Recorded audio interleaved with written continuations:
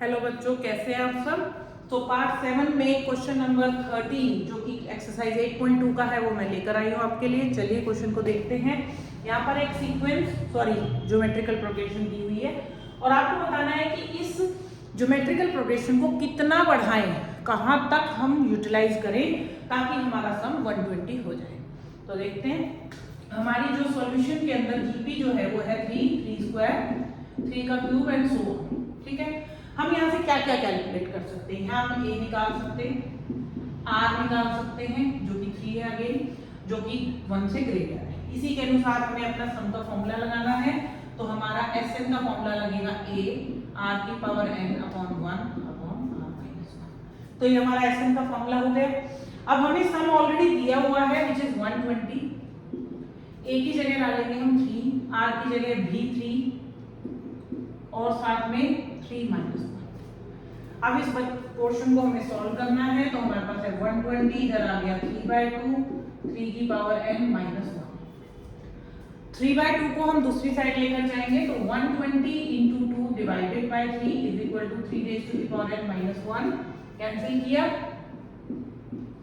80, 1 को इधर ले आएंगे, ये बना 81 इज इक्वल टू 3 की पावर n। अब एक तरफ एक्सपोनेंशियल फॉर्म दिख रही है, दूसरी तरफ नॉर्मल नंबर है, तो हमने लिखा 3 की पावर 4। तो बेस सेम है, बीच में इक्वल साइन है, तो n की वैल्यू कितनी हो गई बेटा 4। इसका मतलब हमें 4 ही टर्म्स ऐड करनी पड़ेंगी और हमारे पास सम कितना आ जाएगा 120। आई होप क्वेश्चन क्लियर हुआ होगा। मूव करते हैं हम अपने अगले क्वेश्चन की तरफ जो कि है question number 14।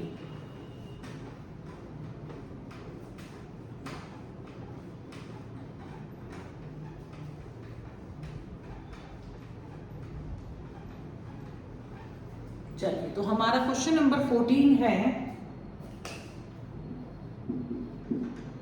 The sum of first 3 terms of GP is 16 and sum of next 3 terms is 128। Find a मतलब first term, ratio and S. ये सारी चीजें आपको कैलकुलेट करनी है। ठीक है, तो जैसा कि क्वेश्चन के अंदर हमें पहली 3 टर्म्स बोली गई हैं। अब आप सोचोगे कि यहाँ पर भी तो सम दिया है और यहाँ पर भी हमें क्वेश्चन नंबर आई थिंक हमने क्वेश्चन नंबर 12 के अंदर ऐसा लेट किया था a by r, a and a r। यहाँ नहीं करना है बेटा। रीजन था वहां पर मैंने आपको बताया कि वहां पर प्रोडक्ट दिया हुआ था और उनको मल्टीप्लाई करने पर r से r कैंसिल हो रहा था। यहाँ ऐसा कुछ नहीं है, यहाँ प्रोडक्ट नहीं है। तो यहाँ पे आपको नॉर्मल क्वेश्चन को सॉल्व करना है और यहाँ पर हम लेट करेंगे। यहाँ पर हमारी पहली, तो हमारे पास जैसे एपी में टर्म्स होती है ना a ar स्क्वायर, बिल्कुल वैसे ही लेट करना है। तो ये मेरी पहली 3 टर्म्स है। इन तीनों का सम जो है वो 16 दिया हुआ है मुझे। ठीक है, तो इस तरीके से यहाँ से मैं a कॉमन ले सकती हूँ, 1 plus r square equal to 16 हो गया। निकलेगा कुछ नहीं, एज इट इज छोड़ देना है, ये फर्स्ट इक्वेशन बन जाएगी। इसी तरीके से मैं दूसरी इक्वेशन बनाऊंगी जो कि यहाँ से बनेगी नेक्स्ट 3 टर्म्स। तो नेक्स्ट 3 टर्म्स के लिए हम क्या करेंगे, यहाँ पहली, दूसरी, तीसरी, तो चौथी टर्म आएगी ar3 ar4 प्लस ar5। इन तीनों का सम 128 के बराबर है। तो इसमें से भी मैं ar³ लेट कर लूंगी। ठीक है, तो मेरे पास आएगा 1 प्लस r स्क्वायर। ये मेरी सेकेंड इक्वेशन है। अब मुझे इन दोनों ही इक्वेशंस को क्या करना है, सॉल्व करना है। और सॉल्व करने के लिए मैं एक यूनिक तरीका अपनाने वाली हूँ। देखिए आप देख रहे हैं यहाँ पे दोनों ब्रैकेट्स बिल्कुल सेम है। ये कैंसिल तभी हो सकते हैं जब मेरी ये दोनों इक्वेशंस डिवाइड हो जाए। तो मैं यहाँ पर फर्स्ट इक्वेशन को सेकेंड इक्वेशन से डिवाइड करूंगी। डिवाइड करने से क्या होगा, यहाँ पर देखते हैं, ये LHS से डिवाइड होगी, RHS से डिवाइड होगी।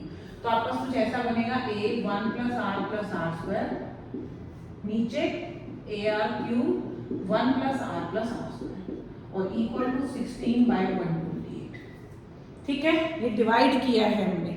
इससे क्या होगा, ये दोनों ब्रैकेट कैंसिल, और ब्रैकेट कैंसिल होने के बाद यहाँ पर और भी कुछ कैंसिल हो रहा है, a से a। तो आपका रहा 1/r³ इक्वल टू, इसको भी हम कैंसिल कर सकते हैं, 4 4 जा 16,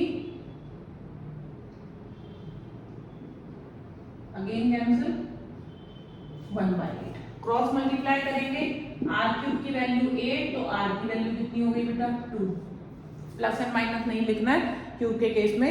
अगर टर्म आंसर नेगेटिव है तो इसका मतलब r नेगेटिव रहा होगा, अगर आंसर पॉजिटिव है इसका मतलब r पॉजिटिव था, इसलिए मैंने सिर्फ 2 लिया है। तो r की वैल्यू आ गई हमारे पास। अब हम किसी भी इक्वेशन में सब्स्टिट्यूट करेंगे and we will get the value of a। तो मैं यहाँ से सेकंड को रब कर देती हूँ, फर्स्ट इक्वेशन के अंदर हम वैल्यू डालते हैं। तो लिखिए put r is equal to 2 in first, ये फर्स्ट इक्वेशन में डालना है। फर्स्ट इक्वेशन में जब आप r की वैल्यू 2 डालेंगे तो 1 + 2 + 2 का स्क्वायर इक्वल टू 16। तो a 1 + 2 + 4, तो a की वैल्यू आई 16/7। ठीक है, अब इस a की वैल्यू और इसकी वैल्यू से हमें Sn की वैल्यू भी निकालनी है। अब देखिए Sn है तो n नहीं डालना है, n की जगह n ही छोड़ देंगे। n की जगह हमने n डाला। अच्छा पहले r देखते हैं, r हमारा 1 से बड़ा है, इसलिए हमारा फॉर्मूला होगा r की power n - 1 upon r - 1। Formula ये लगाना है, a की जगह डालेंगे 16/7, r की जगह पे डालेंगे 2 की पावर n - 1 अपॉन 2 - 1। तो आंसर आया 16/7 2 की पावर n - 1। तो यहीं पे आंसर को छोड़ देना है क्योंकि पावर n है, हमें सॉल्व नहीं करना, यही हमारा Sn होगा। आई होप आपको ये दोनों ही क्वेश्चंस क्लियर हुए होंगे। 13 एंड 14 ये हमारा आंसर है, ये भी हमारा आंसर है और ये r भी हमारा आंसर है। ठीक है, so till then keep practising and comment करना ना भूलिएगा। कमेंट जरूर करना, मुझे बताना आपकी प्रिपरेशन कैसी चल रही है और आप और क्या क्या वीडियोस में देखना चाहते हैं। ठीक है, बाय, टेक केयर।